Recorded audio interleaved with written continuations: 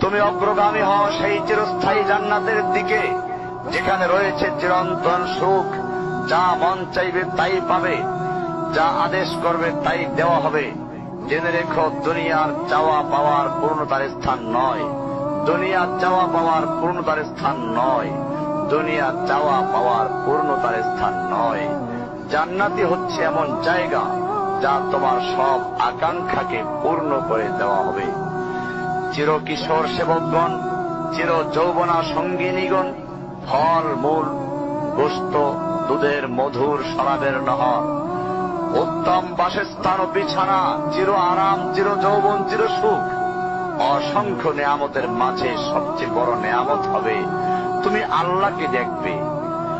শুধু তোমাকে এটা বলাই যথেষ্ট মনে করছি, সবচেয়ে কম মর্যাদার যে জান্নাত লাভ করবে তা হবে দুনিয়ার